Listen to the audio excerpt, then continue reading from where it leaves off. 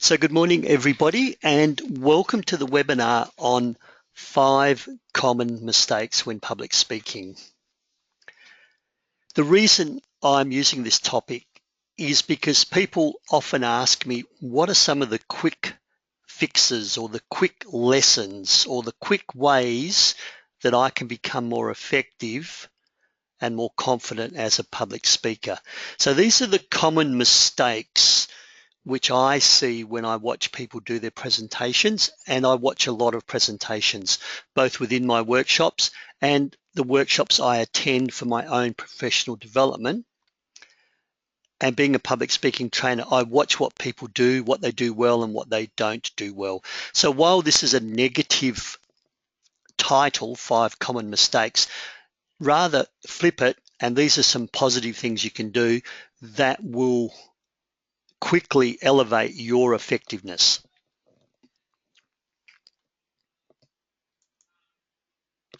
Please feel free to email me if you have any further questions after the webinar.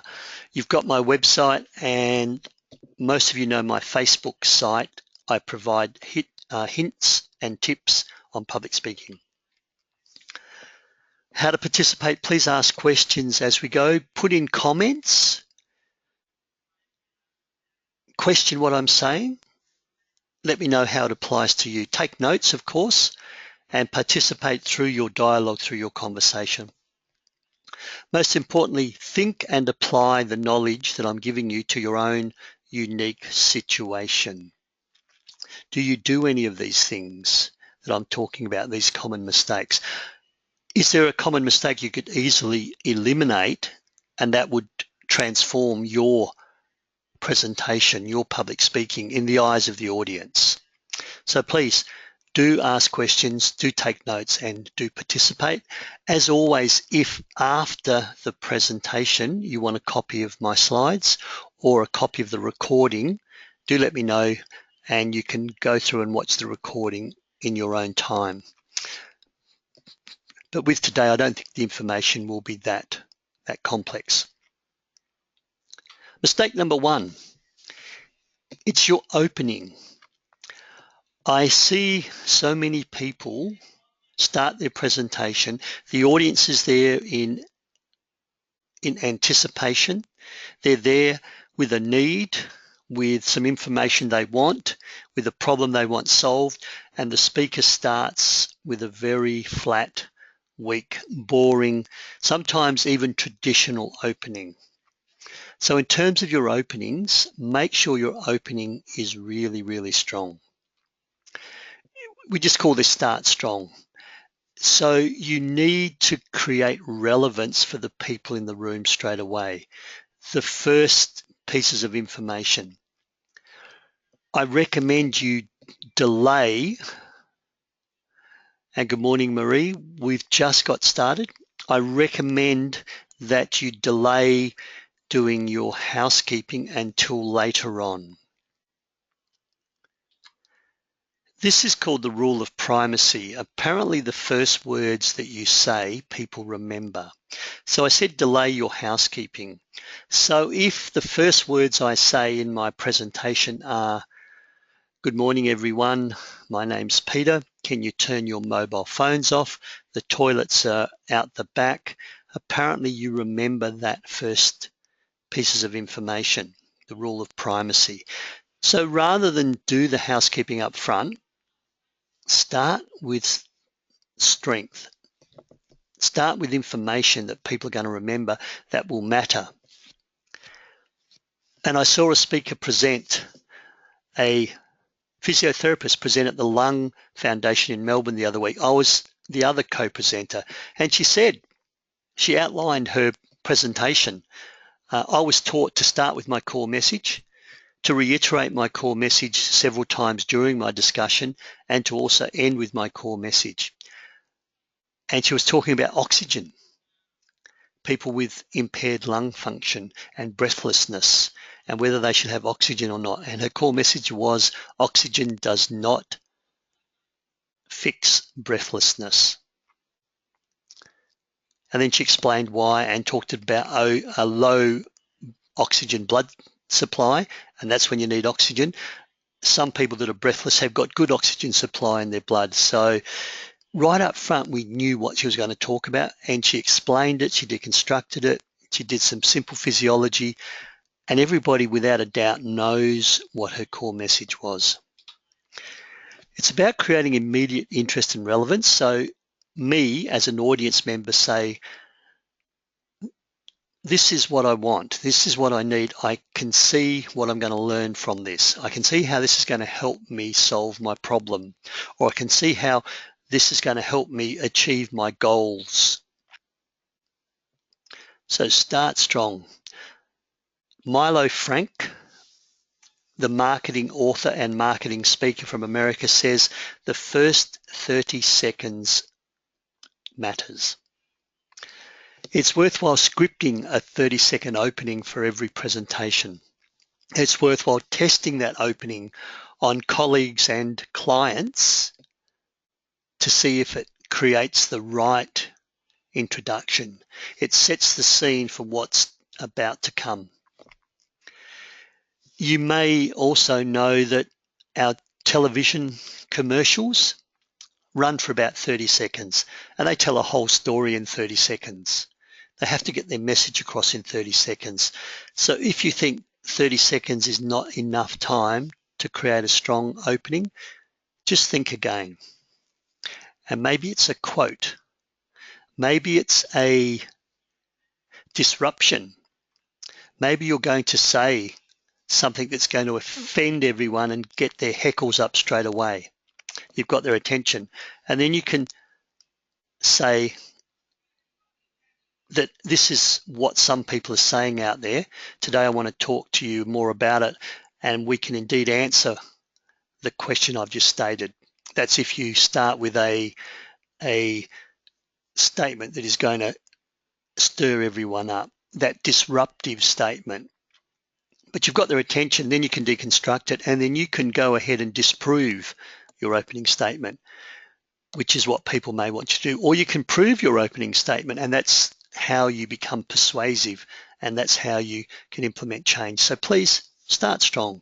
Really important that you start strong. It's called the rule of primacy, and apparently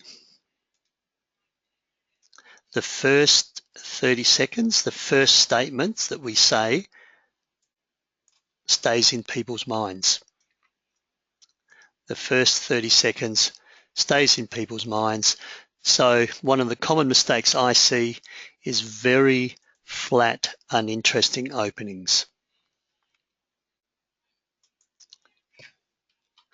Number two, too much information, information overload.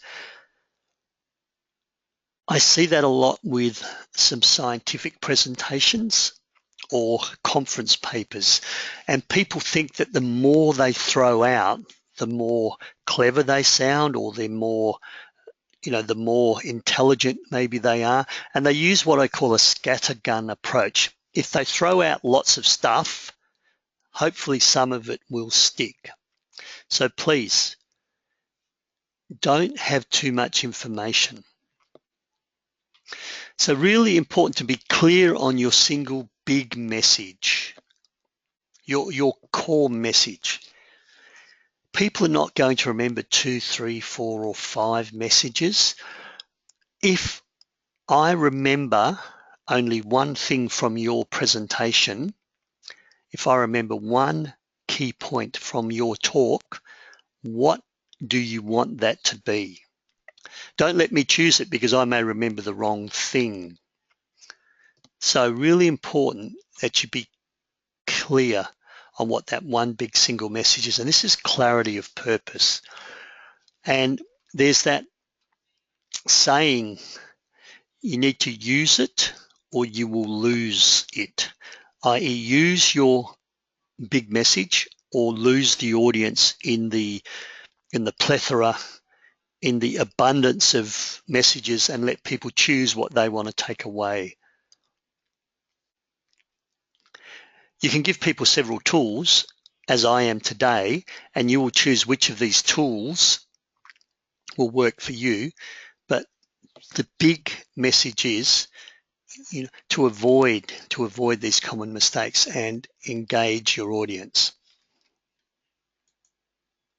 3 to 4 points is best. So while you've got a core message, and I guess if I just look at the illustration that I've provided you,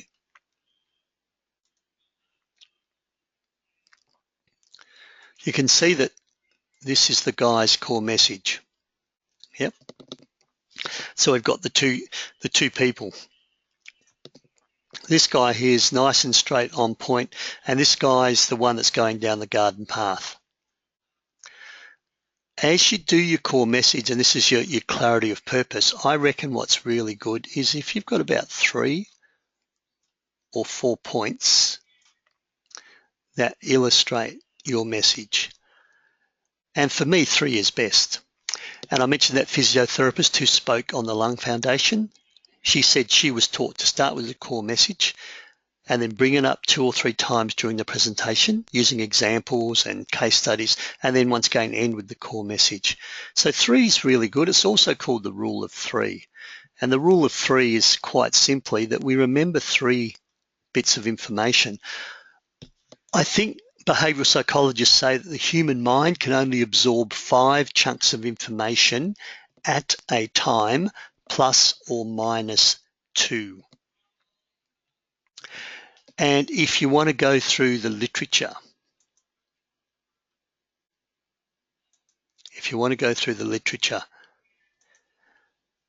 3 wise men. In a court of law, you must tell the truth, the whole truth, and nothing but the truth. 3 blind mice. Goldilocks and 3 bears. The 3 little pigs. Bar black sheep and 3 bags of wool. And William Shakespeare, friends, Romans, and countrymen. So 3s are rhythmical, they're memorable, and they just stick. So one of the things I recommend is that you put 3 points. So don't give too much information. And this is the keep it simple principle. And Franklin D. Roosevelt said, be on, be brief, be seated. And William Shakespeare also said, blessed are those men of few words. Audiences love a speaker who gets to the point, doesn't waffle, doesn't give too much information. And maybe you have, if you are doing a technical type presentation, you focus on the key point and a couple of bits of supporting evidence. And if you've got scientists in the room, you provide them the data, you provide them with the references, you provide them where they can go and discover themselves the main point that you're presenting. Less is often more. So don't give too much information. So are there any questions at this stage? Just going to pause for a moment. Are there any questions?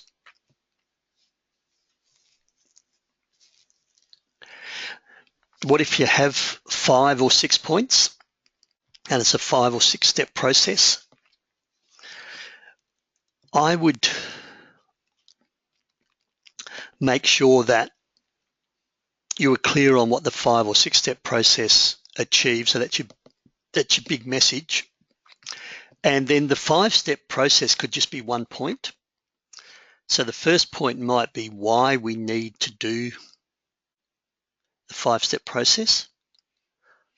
And the second point might be the outcomes that you get when you do the 5-step process. And the third point might be the 5-step process. So the 5-step process only becomes 1 point, and then you provide them with guidelines or the template that enables people to do the 5-step process. So if we look at that visually, what you'll get is you'll get 1 point, 2 points, 3 points, and point 3 has got 1, 2, 3, 4, 5 subpoints, and that is your methodology. That's your 5-step process. That's your 5 ways to 5 common mistakes. So thanks for that question. Are there any other questions while I'm paused? All right. Mistake number 3, coming across as uninterested. Now, I work a little bit with government and I work a little bit with the not-for-profit. And it can be quite remarkable to see the difference. If you work in the not-for-profit sector, you don't always earn that much money.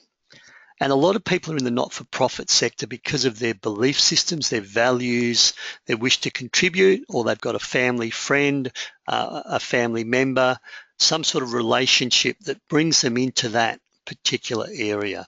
And you just see that they're really interested and sincere in their topic.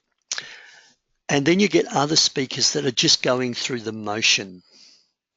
They're running their health and safety training or their induction training because it's their job, but they've got better things to do. They'd rather be somewhere else. And you can see that clearly in their expression. We're going to talk about body language later on and the way they come across. So you must show passion and energy around your topic. If you come across with no passion, you come across flat, you come across unenergized, the audience won't connect with you, you won't build rapport, and your ability to sell the new message, the new information will be diminished. So you've got to have energy and passion. I love this saying, the first sale must be to yourself. And that's why I mentioned the not-for-profit sector. Sometimes they've got that friend, that colleague, that family member, that experience, and they understand the importance of diabetes education or the impact heart disease can have. So they're now working in those areas and they believe that it's important to adopt the message they're selling. If your HR manager tells you to go out and change policies and you're thinking this is stupid, this is a crazy idea, I don't know why we're changing policies, and you go out and speak to your staff and you don't believe it yourself, it's going to be hard to get that message across. So audiences buy the message, and I use the word buy, marketing. When you present, when you speak, when you train, you're selling a message, new information, safety, policies, procedures. People buy their messages from passionate people. And your internal energy determines the energy of the group. So if you want to have a good, robust discussion, if you want to have a group of people that are keen and interested and engaged, then you must have that passion. So please don't just get on the platform and think internally to yourself, oh no, here's another mob. Here's another group of people that I have to do public speaking training.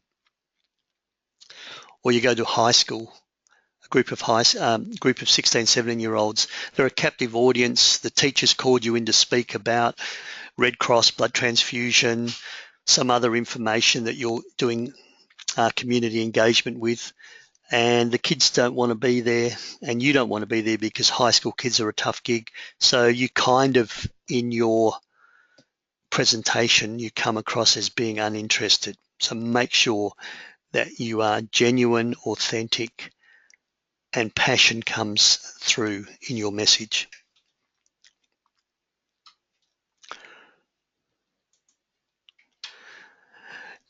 Death by PowerPoint. We've all seen death by PowerPoint. Microsoft have done some research, and it was a few years ago that I read this research. About 30 million PowerPoint presentations per day are delivered across the world, and I think that might even be before webinars became popular, so it's probably more now, and I guess today this webinar is a PowerPoint presentation, of which 29 million, so 29 out of 30 fail, out of 30 million, fail to engage and have impact with the audience. Now, PowerPoint's a good tool, but it's important that we use it as an audio-visual tool. So please don't use bullet points anymore. Now, you know what a bullet point is. A bullet point is simply a bullet, might be a triangle. Whoops, that's a bit big, that triangle. And then there's the words. This is bullet points. This is shooting your audience to death, one bullet at a time, as you read the words. Bullet points are gone. There is some software in your PowerPoint called Smart Art. Now, Smart Art enables you, as I have in these slides, to take your bullet points and put them into hierarchies, into triangles, into models. So you can take the 5 points you want to talk about, the 3 points, the 4-step, and convert it from, rather than just bullet points, into some sort of model. Just before I go on, can you just let me know who has heard of Smart Art and who uses Smart Art as a tool when doing PowerPoint? You can use it in Microsoft Word as well. Who's heard of Smart Art? Have you heard of Smart Art? No? I've got one no.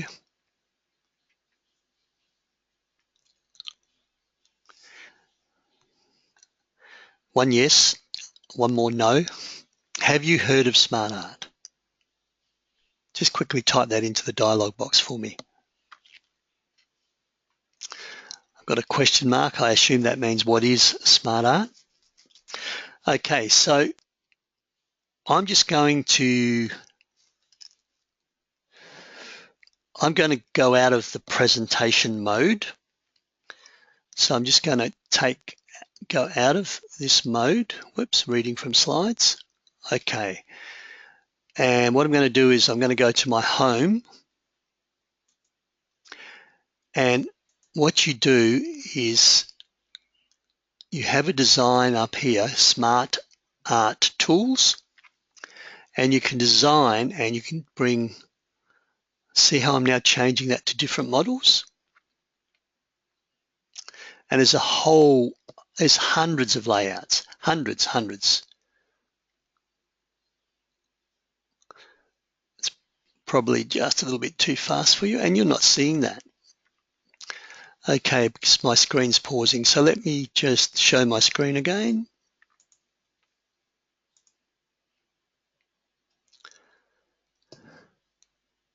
Okay, now hopefully you can see what happens when I change, some of the Smart Art tools. So you might have 4 bullet points, and you can then change it to a different format, a list, and there's lots. If I go more layouts, let's have a look at triangles. I've got triangles somewhere. Pie charts. I don't want to do this because it'll be permanent change. So I'm going to cancel that, and I'm going to go back to presentation mode. So guys, that is Smart Art. So don't do bullet points, shooting your audience one bullet at a time. Don't read from your slides. One of the most disrespectful things you can do is put up bullet points or words on your slides and read word for word. It is okay to read the occasional quotation if you can't remember it, but it's far better for you to just speak in a natural conversational style. Your PowerPoint slide is not your teleprompter. Don't use it to replace proper preparation. Don't just put words and no images. So I always put a graphic of some sort. I'm not sure if you've heard of deposit photos or iStock photos. They enable you to buy an image like the thumbs down for about 90 cents or 50 cents, and it's royalty free, so you can use it. Or take your own images or make your own images if you wish. And too many slides. Too many slides. As a rule, probably one slide every 5 minutes would be sufficient. And I've got about 7 slides in this presentation. Incongruent body language. So this is not the attitude anymore. So this is trying to have the right attitude. The passion's coming through, but your body language is not saying what you're saying. Our politicians have annoying, noisy, flapping hands up and down body language that to me really destroys their message. So this gentleman is pleased and excited to be here today. So he says, I'm not quite sure if that's the case. So just remember, your body speaks so loudly, I cannot hear what you are saying. So this particular person, I've got no words there, but it's clearly your fault. It's your fault. You're to blame. And if his words were saying, I'm really pleased to be here and I want to work out how we're going to solve this problem, the body language does not sit with the words that are coming out of his mouth. This has got to be a closed. This is an aggressive stance. So you are now being told off. And if the words coming out are, I want to work with you, I want to have a two-way discussion, I think not. Now you want to come across as confident. This is a passive, shy stance. And this may be your, when you're relaxed and out with friends, but when you come on stage and you're trying to give a message, I want you to be more confident. So shoulders up, hands out of your pockets, and adopt one of the neutral resting positions, and then gesture. And of course, this is a closed position as well. This is the Sergeant Major. As you can imagine him walking across the stage in front of you saying, it's my way or the highway. So one of the mistakes I see is people's messages, the words they're saying, are just not consistent with what their body is saying. So it's important you understand what your body, what your nonverbal communication is saying about you as you speak. So they're the 5 common mistakes. A weak and boring opening, too much information, coming across as being uninterested. This is the attitude, just going through the motions, not another mob I have to teach. Doing death by PowerPoint, too many bullet points, or indeed reading from the words as opposed to using the image as a discussion point. And here is another example of smart art and your incongruent body language. So the words and the message are beautifully scripted. You're trying to change people and your body language is contrary or not consistent with what you're saying. Those of you in Perth, we've got 3 workshops coming up at the end of the year. Assertive communication skills, difficult conversations, and off-the-cuff speaking. One more webinar for November. You probably already know this, and I think some of you have registered, and that's if you're a little bit nervous. So 5 quick relaxes that you can do before you get on stage and before you go to the job interview or before you have a stressful meeting. What are some quick ways to just gather your thoughts and get back in control and relax and get rid of the anxiety and the nerves? And that's, of course, later on in November. It's gone 9:30, but I will indeed. Any last questions before I end the webinar? And as I go to questions, Thank you for your participation. Remember, if you just eliminate one of those 4 or 5 things that you've seen today that you may be doing, just by taking one away, you're going to elevate your next presentation 100%. 100%.